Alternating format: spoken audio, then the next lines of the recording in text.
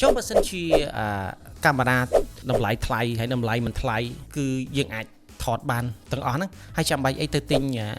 កាមេរ៉ាថ្លៃមកធ្វើអីឥឡូវខ្ញុំឧទាហរណ៍ឲ្យស្រួលស្ដាប់បើសិនជាយើងនិយាយអំពីការធ្វើដំណើរបានយើងពីទីតាំង A ទៅទីតាំង B ហើយយើងប្រើប្រាស់ឡានអញ្ចឹងឡានហ្នឹងវានឹងដឹកយើងឬក៏ជូនយើងទៅដល់ទីតាំង B បានអំឡុងពេលដែលយើងធ្វើដំណើរឬក៏ទីតាំងហ្នឹងយើងជ្រើសរើសយកប្រភេទឡានអីឧទាហរណ៍អញ្ចឹងណាឡានហ្នឹងគឺវាគង់តែជូនយើងពី A ទៅដល់ B ដូចគ្នាប៉ុន្តែស្រាប់ពីថ្ងៃមួយឬក៏អ្នកទាំងអស់នេះគិតថាអត់ទេខ្ញុំចង់បានឡានណាទំនើបជាងនឹងតិច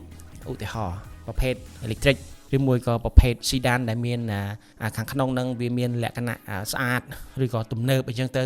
ពេលដែលយើងជិះធ្វើដំណើរតាមផ្លូវវាធ្វើឲ្យខ្លួនប្រាណរបស់យើងវាមានភាពស្រួលខ្លួនអញ្ចឹងទៅកៅអីអង្គុយស្រួលឬមួយក៏ម៉ាស៊ីនត្រជាក់ល្អចេះយើងចំណុចនេះខ្ញុំជឿតែអ្នកទាំងអស់នេះអាចយល់នៅអ្វីដែលខ្ញុំបញ្យល់បានដែរថាបើកាមេរ៉ាថោកយើងអាចថតផលិតរូបបានដែរហេតុអីបើខ្ញុំទិញកាមេរ៉ាថ្លៃអញ្ចឹងទាំងអស់ហ្នឹងគឺវា reflect មកយើងបង្ហាញមកយើង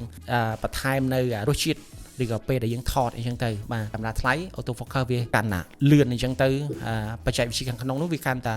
ល្អឥតខ្ចោះឬក៏ធ្វើឲ្យយើងងាយស្រួលក្នុងការ share រូបភាពចេញមក smartphone អីចឹងលឿនរហ័សអីចឹងទៅវាប្រៀបដូចជាឡានថ្លៃទំនើបវាមាន wireless charge វាមានយើងអាចចាក់ចម្រៀងចាក់ karaoke ឬ bass speaker វាល្អ